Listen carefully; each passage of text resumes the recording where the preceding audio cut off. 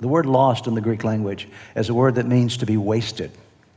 To waste your purpose is the idea, the meaning of the word. That you're not experiencing all that you were created to experience is the concept that's found there. It's bewildered is another term that's used or defined for the word lost. You can't figure things out in the way that you need to figure them out. And sometimes that word lost is used to describe something that is perishing.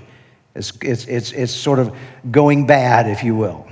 Many times you think about perishable food items, and if the electricity goes off at your house for an extended period of time, you've got to be careful with what you've left in the refrigerator because, of course, it's going to potentially perish. It's going to go bad on you. And so here we see that the Son of Man, Jesus, understands everything that you and I will ever go through in our lives. And he he arrived on the scene here with a mission, with a purpose. And what was that purpose? To seek and to save anybody that's perishing, to seek and to save anybody that is ruined, anybody that is bewildered, anybody that is helpless, anyone that is finding himself in the place of being diminished in their purpose, diminished in their capability. So we see this very clearly.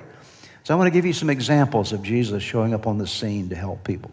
These are going to be on the screen for you. John chapter 1. Let me read verses 45 through 49 for you. Take a look at the screens.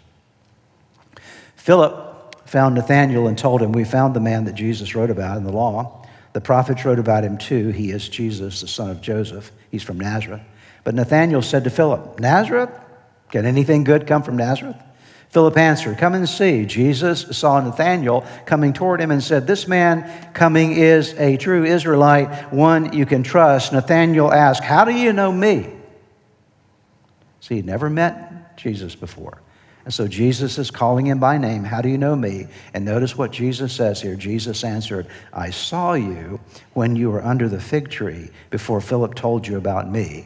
And then Nathanael said, "Teacher, you are the Son of God. You're the King of Israel." Now, why do I give you that passage? Because I want you to see, here's an example of Jesus finding someone that would have missed out on their purpose in life, but he finds Nathanael, he sees him and knows his name before Nathanael even knows Jesus. He identified everything about him and his character and who he was and brought him into his purpose, and Nathanael becomes one of the disciples of Jesus. He's known throughout the gospel accounts as Bartholomew. That's the same name, Nathanael or Bartholomew. So you need to see that here was a moment where Jesus found somebody that was lost and he brought him into his purpose. Isn't that a great story?